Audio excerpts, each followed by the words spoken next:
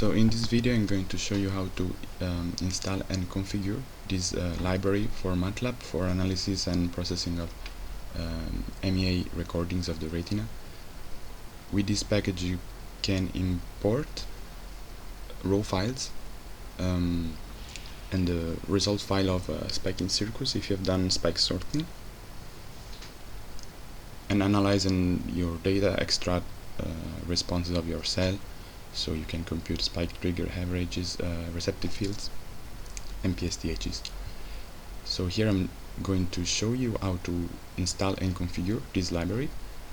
You can download the code from my GitHub page. So you see the URL here on top. The library is called MEA analysis.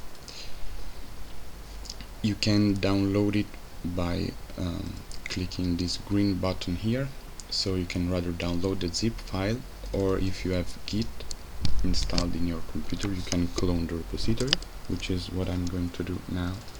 So I'll open a terminal here, choose a folder, and then I can do git clone plus the address of my repository, and by doing so you see that you get your library downloaded in the folder you chose. So if you open this folder you will find a few folders. The first one is the code where all the scripts that you might want to use are, and then these other folders are basically where you keep your data sets, where you keep the information about the stimuli you want to use, where you save your plots, things that I'll probably show you in other videos. So you can follow the instructions in the readme file to both install and use this library. So the first step is what we have done right now. Then you also need to download this other file. It's a binary file that was too big to be included in the GitHub repository, so you might just want to follow the instruction and download it and save it in this path, which is MEA analysis stimuli checkerboard binary. So that's what I'm going to do. I'll just download it and save it here. So once you're done with that, you're pretty much done for the downloading and installing thing. The only thing you have to make sure is that whenever you open MATLAB, you want to make sure that the code folder, which is where all the scripts are, is included in the MATLAB path. So in order to do that, you can just right click on the code folder, select add to path, selected folders and subfolders, so that now you can use all the functions in here and MATLAB would recognize them. So the next step would be configuring your data path. So this folder I'm showing you here is the project folder where you have all your code and all your stuff, but then you also need to tell the library where you keep your data, which would be your data path. So you can do that by, as written in the readme, you can do that by filling this configuration file called data path configuration inside the project folder, which would be this file. So you can just open it,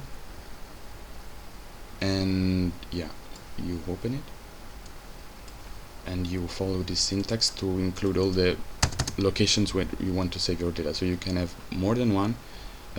Typically you might want to save some of your data maybe on your computer, while some others would be maybe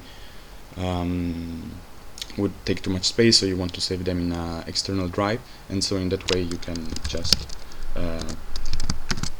add all these paths here in this file, and then the library will store these locations and will look for the data in this location. So for example, my first path would be this folder here, data. So I'll copy these in here, and like I could call it data local and data drive, for example, something like this, and then I will also put my